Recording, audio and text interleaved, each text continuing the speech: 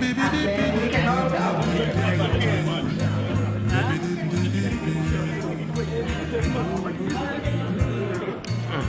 get everybody in who wants to come in. Everybody go take a picture if you want to. Everybody. You gotta get in there. You gotta get there because I'm getting late. Come in, man. Oh, sorry. I like you. Come on back. Yeah, we got, who else wants to get in? Someone else. Everybody. Everybody's welcome. He's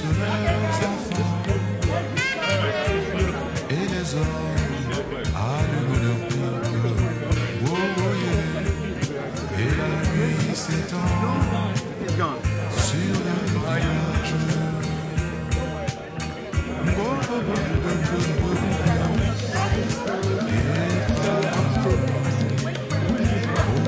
I don't know you. Écoutez-le. C'est Gamouba.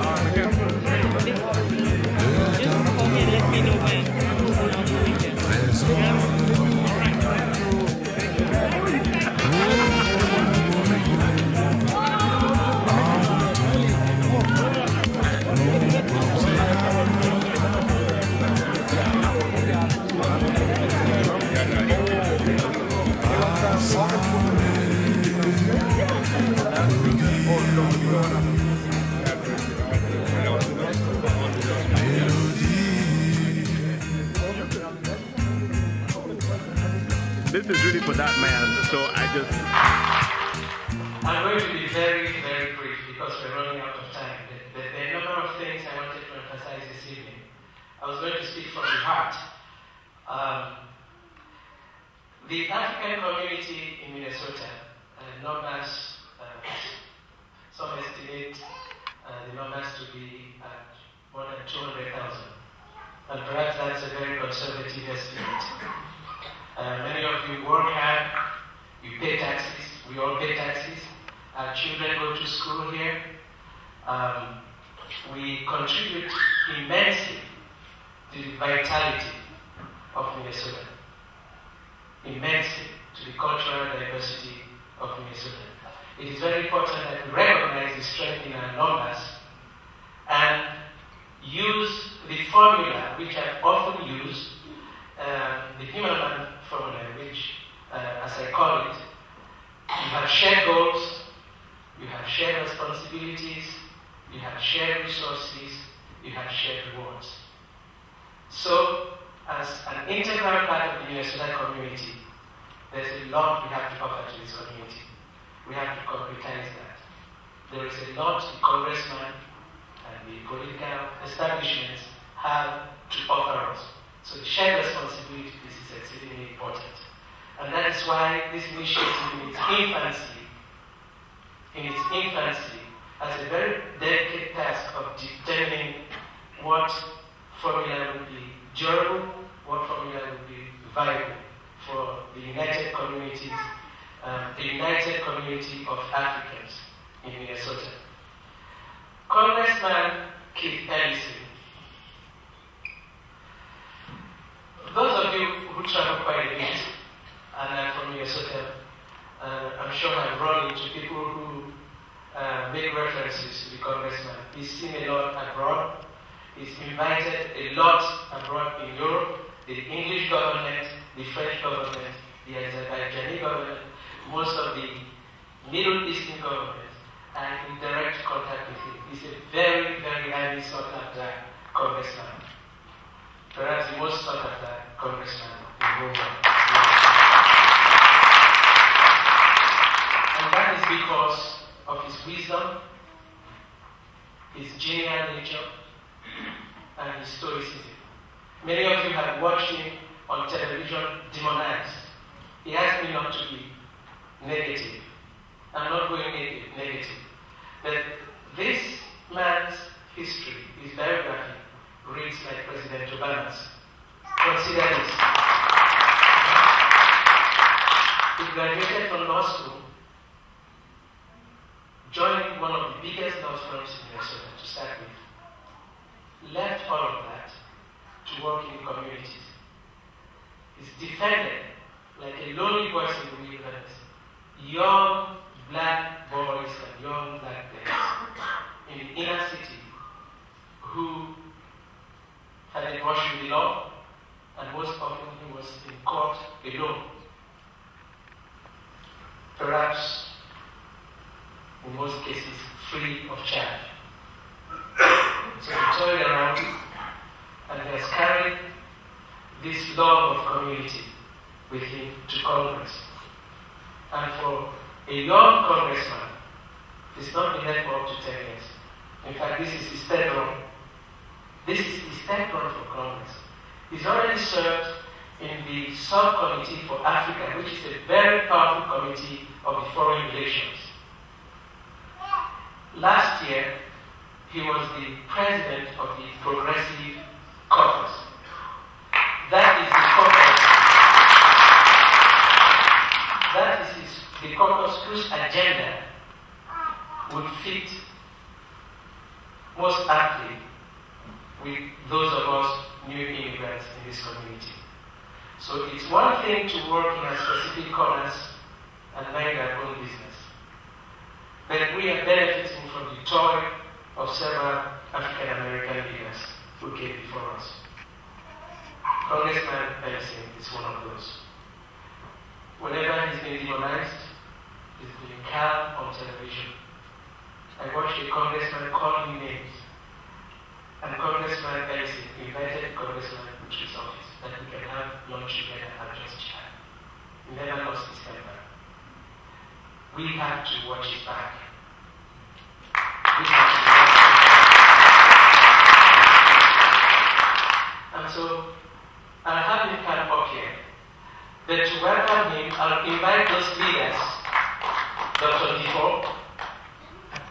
from Cameroon, Dr. Richard Oni from Nigeria, Dr. Dusote, Mr. Lemi Diba, Mr. Dedran, the president of mine.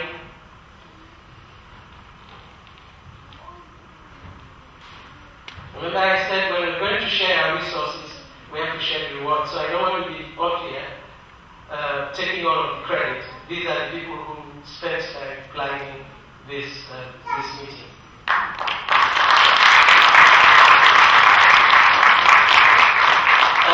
Nyago Ellison here, we forget Mr. Winfried Russell. Mr. Celestin Fonge is somewhere in the back.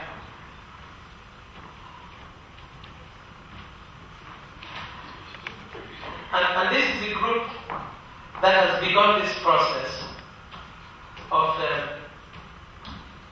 trying to create an independent consortium, or rather a consortium of independently operating African organizations. So it's going to be both a community-based organization based on nationalities and a community-wide organization based on services like the services Mawa is providing. I see Mr. Tom Gita is here. Could you stand up, Tom? Mr. No, please. Mr. No. Please stop. Now, Tom is the editor and founder of The Shadow. That's a free newspaper. We can buy an advertisement there. It's one of our own. What's that Fuku saying? For us, by us. Thank you very much, and thank you guys very much. And Congressman Ellison, these are the people making it happen. Thank you.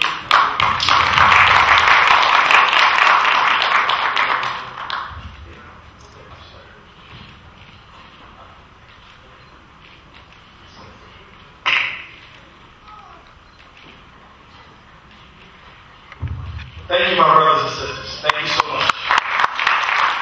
And I want to say that Christian Akala is very special to me. I met him early in my life here in Minnesota, and he's just one of the finest human beings I've ever had the pleasure to know.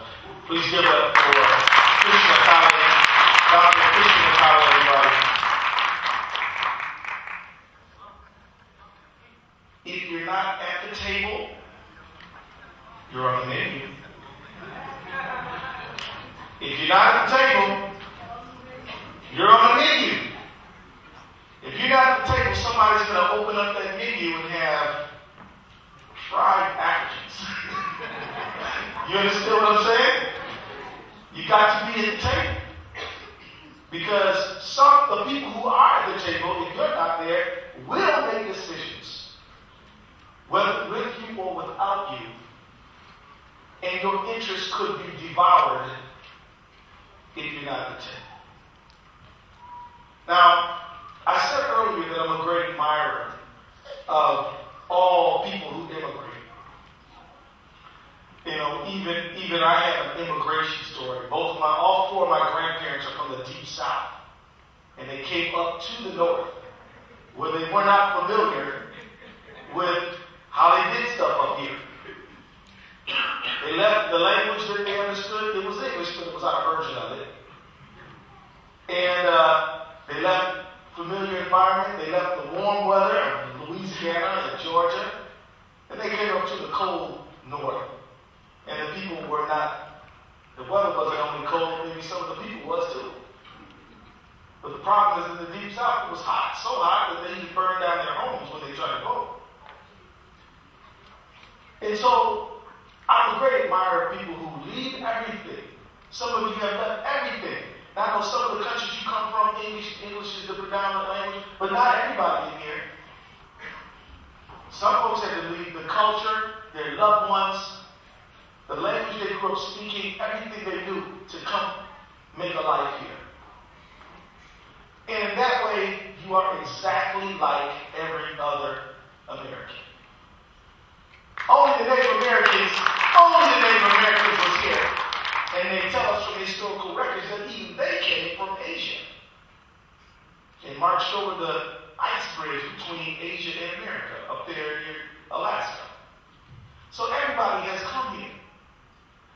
And you all who pledge allegiance to the flag of the United States of America, call America your home, children born here, right? This is your home. But all Americans got somewhere across the globe, because we're a nation of immigrants, that they hold dear in their heart and will never leave. Do you doubt that the people who are Norwegian Americans don't sort of have a soft spot for all things Norwegian? Do you doubt that Americans who are Jewish don't care about what's going on in Israel? Do you doubt that Irish Americans don't concern themselves with things in Belfast and Dublin?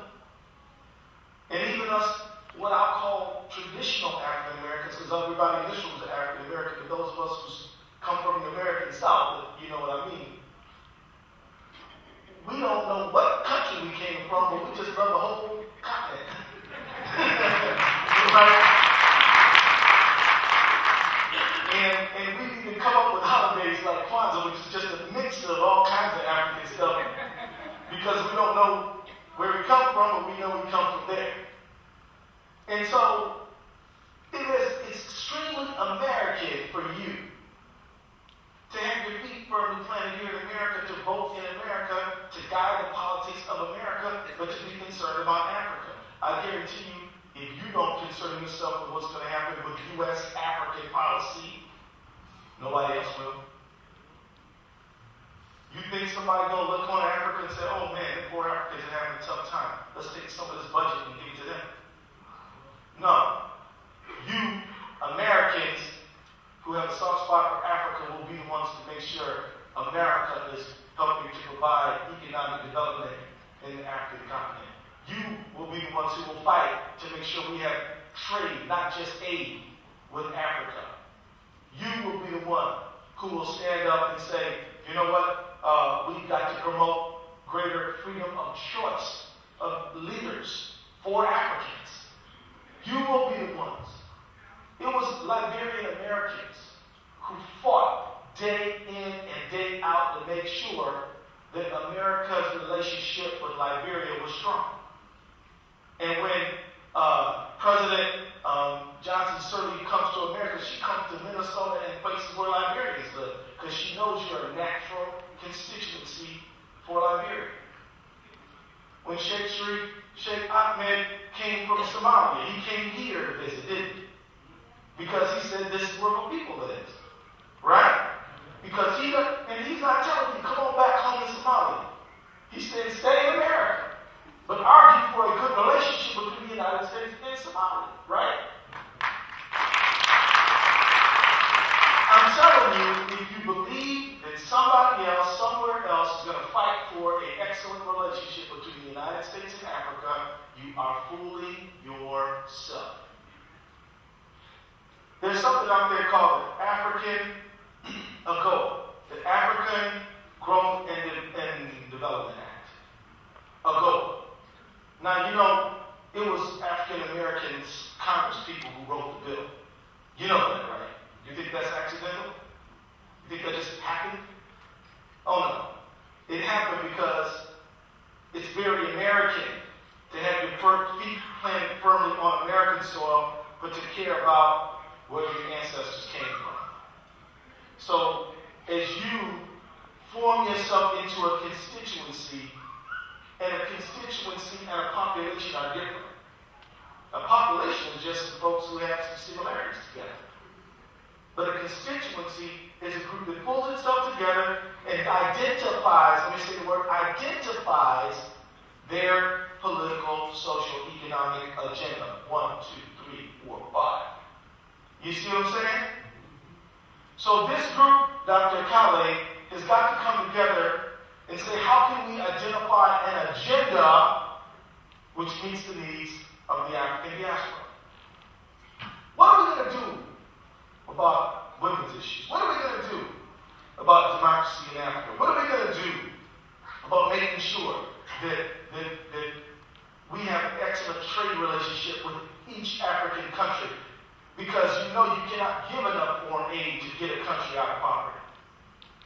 You've got to have trade to get a country from poverty to middle class. And there are African success stories all over the place. If you study the continent, you know that. You also should know that there's a lot of African success stories regarding democracy. In 1990, when I was graduating from law school and Dr. Akali was being real patient with me as I was trying to grow up into manhood, there were 3 African countries that were multi-party and holding regular elections that actually met some standard of international democracy. Did you know that? About 3. Now the only country on the African continent that does not hold elections is Eritrea, just 1. Every other country does. Now, some of y'all know that the quality of the democracy could be better, but you should know, well, Senegal has had democracy, real democracy, since 1960. Mauritius has had real democracy for many, many years. It broke my heart to see Mali break a regular stream of democracy. Ever since 1992, they had this coup just a few months ago, and now Mali has been set back. And we've got to worry about that. I'll talk about that in a minute.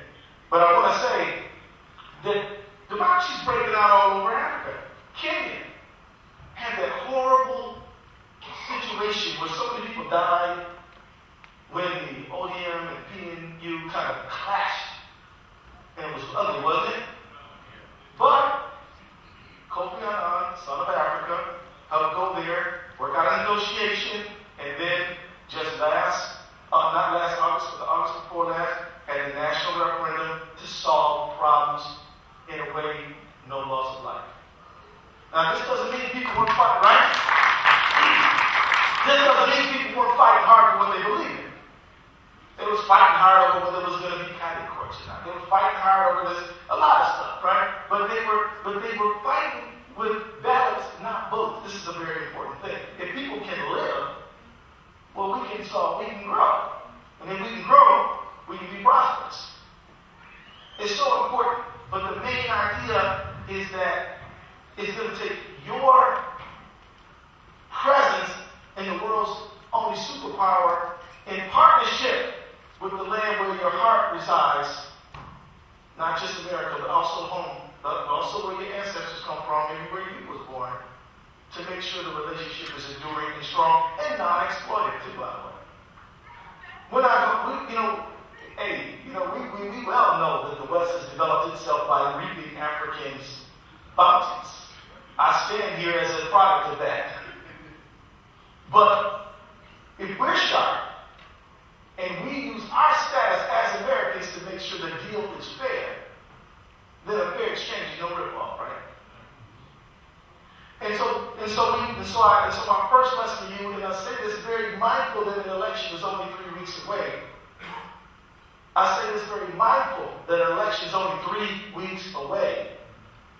Because if you all will continue to drive, along with people who love and want to help and support the community, to build that agenda, it won't be long before we can really get American government to be highly sensitive to the needs of the African continent.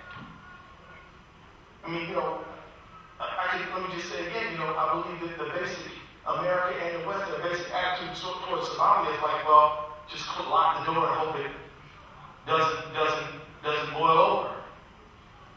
But you neglect something long enough, then it's going to be a problem. You hear about stories in the Red Sea all the time, and with piracy. You hear about Al-Shabaab bombing cafes in Uganda. You hear about the Kenyan border being perforated. When I went to the Dadaab refugee camp, there was 6,000 people a month coming over there. And let me tell you, who's been to the Dadaab refugee camp? Who been to the Dadaab? Somebody, okay, let me tell you what it's like. It's really, really dry. There's not much sanitation. It's overcrowded. And that is the good place, because they're running from the bad place. You follow what I'm saying to you? But if you want the United States to say, look, man, you got to get over that Black Hawk Down problem, and you need to listen to the African Somali diaspora about how to manage and help Somalia grow and develop, that means you got to be wide awake, alert, and engaged with your government. Am I right about this? Now, let me just tell you this. Now, I'm going to talk a little bit about foreign policy, but it's also like domestic stuff that we need to think about. A lot of domestic stuff. I talked about immigration, and all of us in this room are African Americans. 30 years ago, African Americans didn't even discuss immigration like it wasn't our issue. Because all of you guys, it is our issue. And we've got to work as a community to fight for that issue. When the NAACP is talking about what the agenda is, immigration reform needs to be there. But how will it be there if you don't insist that it's there? So we need this massive infusion of African diaspora energy into these African American organizations too. I know it makes a lot of sense to have a Somalian student group and a Nigerian lawyers group and a Cameroonian, business group. All that's fine. Do that. By all means, do that. But don't forget that there are some larger organizations where we all got to come together. All right? Don't forget that there's some bigger groupings where when we say this is what the people need, the interest of the African diaspora has got to be at the forefront of that agenda too. It must be informed by your experience. I'm telling you, brother, every time I see you, I smile because I know that your group has put over 1 million books in Africa. Right? That's not working for me. And I myself get carried, and maybe you broke my back carrying all the books you sent with me. And I dropped off books in the Democratic Republic of Congo, Liberia, Kenya, Senegal, where else? Malawi. And that's just a few. We got more books to drop. We also got to start getting some cute computers over there too. I know they got some, they can use them all. And so what I'm saying is that we got a lot of work to do, and we got some domestic things to do. Now I just want to say to you that when you, as a member of the African diaspora, come to the United States, you are inheriting a rich tradition of civil rights. Let me just say this, and I say this with all due respect and all love for all Americans, because I believe that everybody counts, everybody matters. But I'm telling you that your community, the African community, transformed this America from a racial dictatorship into a true democracy. Your community faced the water hoses and the dogs and the deaths and the bombings and the killings. Your community to say it's not going to just be liberty and justice for the white community, it's going to be liberty and justice for all. Your community did that. You are part of that. That is your legacy too. And you must embrace that. And so as I said a moment ago, on November 6th, there's going to be an election. The African community cannot be missing in action. The African community has got to be highly mobilized.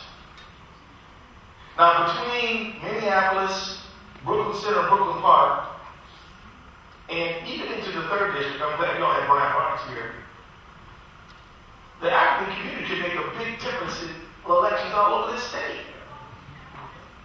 Don't think you're not the swing vote. You're the swing vote. Whether they pass this bill to make it harder for people to vote, or whether they fail, may be in this room. The last election for governor was won by 8,700 votes. We Minnesotans are 5 million in number. 1% of that is 50,000. So this last election was won by less than 1/10 of 1%. You think you don't matter? Oh, yes, you do. Oh, now forget about that. The Senate election, the Senate, when Franklin and Coleman were going against each other, that election was won by 312 votes. You think your vote doesn't count? It totally counts. Now look, I don't go to your church, but you do. I don't go to your mosque, but you do. I'm not in your bowling club. I'm not on your soccer team. I'm not in your book club. But you are. Do those people know that they got to vote no on this voter ID thing? They need to. If they don't know, they need to know. If they don't know, you have to tell them. If they don't know, you got to make it your personal mission to let them all know.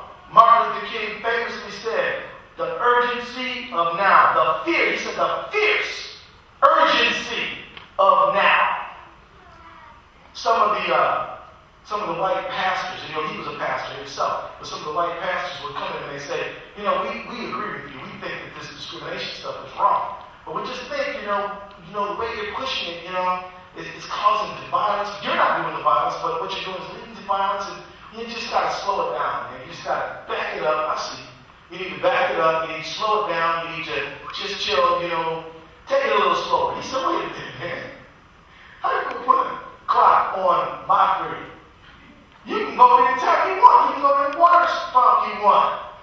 Right? You can get in the restaurant you want. Right? You can do anything you want, because in this society you are accepted, you are free, you are equal. But we're not. And so, my brother, I appreciate the fact that you are with us, but I appreciate it more if you acted like it. And you know what? He said, and that is what he talked about, the fierce urgency of now. And some of those people who were with him but told him to slow down said, I got your point. You understand what I'm saying? I got your point. And together, they deconstructed, destroyed Jim Crow segregation. So those of you who immigrated after 1965 never had to suffer to see a sign, whites only, not in America. Because I know in colonialism they had some of them signs in Africa, didn't they? Yeah, they did. I know that's true. But my point is that you are very important to this election. Let me just wrap up because I'm getting the high side. And that's his job, is to keep me on time, and I'm never on time. I just want to wrap up by saying this, and this is really important. Now, some of y'all are about to get mad at me, okay? Get ready, because you're about to get mad. I'm going to ask for you to vote no on the other amendment too. Now, it has nothing to do with it had this. I know some of y'all are thinking, this has to do with my morality and how I think about right and wrong. No, what it has to do with is that the same people who want to push on you, they want to push on them too. And they're hoping that your prejudice will help them, they'll help them get you to help hurt them too. You understand what I'm saying? They're trying to employ you, who they don't like, to hurt some other people who they also don't like. They did studies. You know these folks do focus groups, don't you? You know they do polling. And they said, there's a lot of people in the African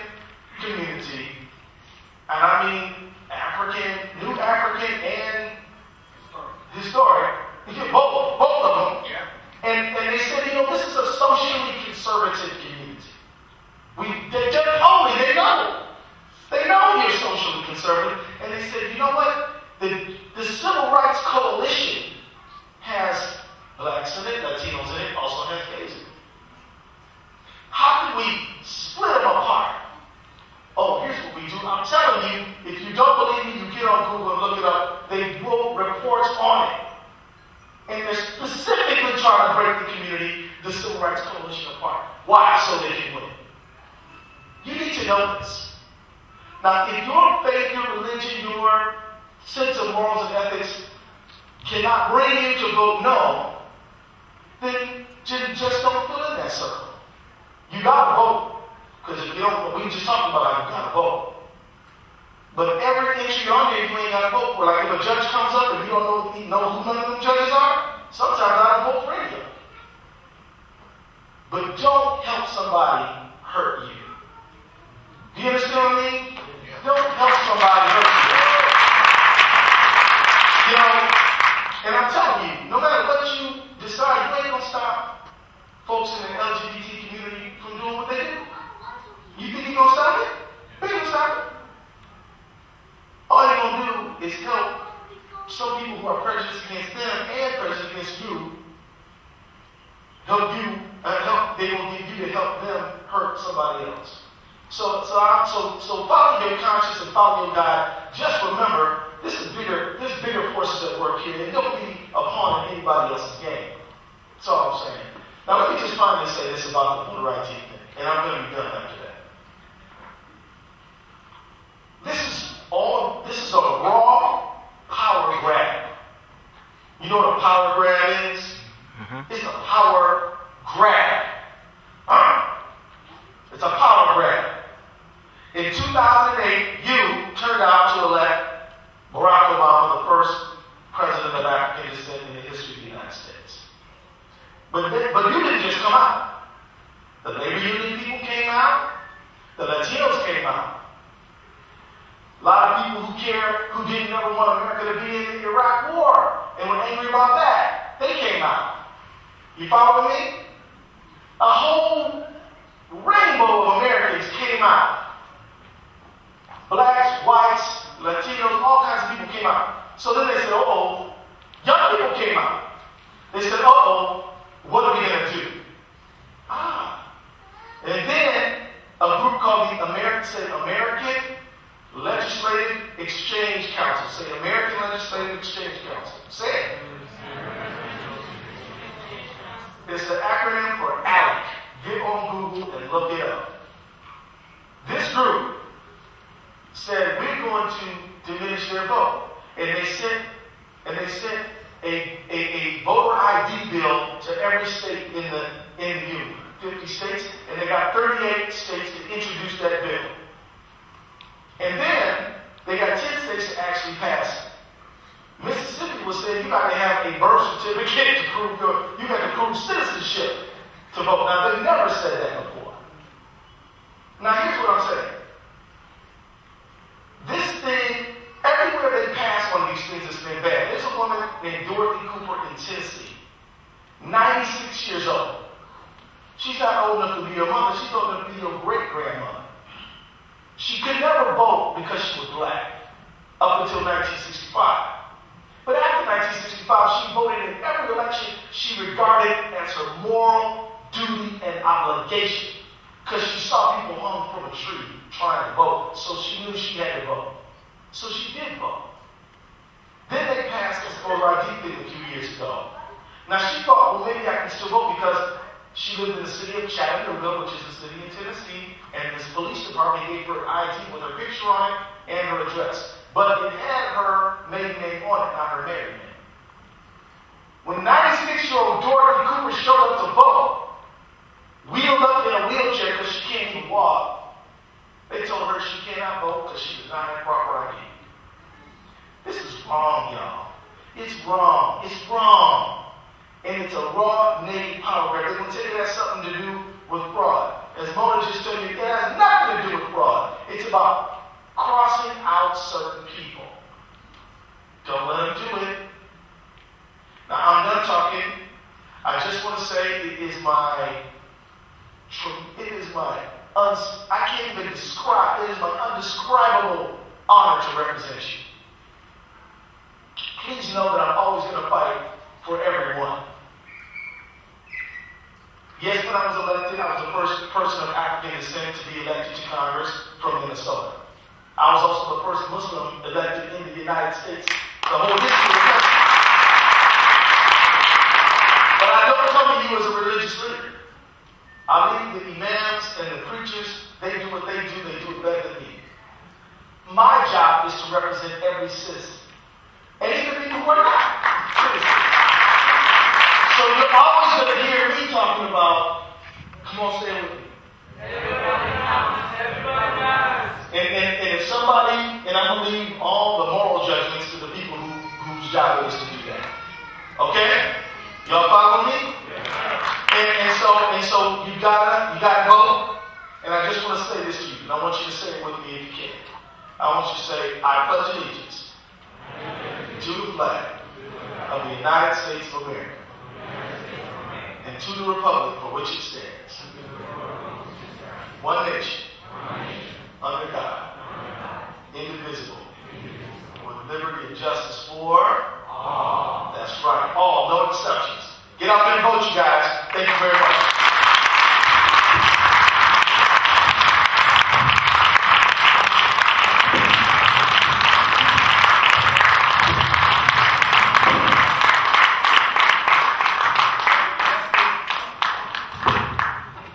Last thing, pull that flyer up. Now, it might be too small for you to see, but it says, get out the vote. Does anybody here like music? Yeah. We got a concert coming up on October 28th, and it's to get the vote out. We want you to come. The price is $5. I know y'all got $5. Yeah. And we're going to have Brother Ali, the headliner, and there's going to be a lot of really, really good music. Now, it is rap music, but, you know, it's good music. And so we want you guys to come. You're all about it October 28th. Thank you very much.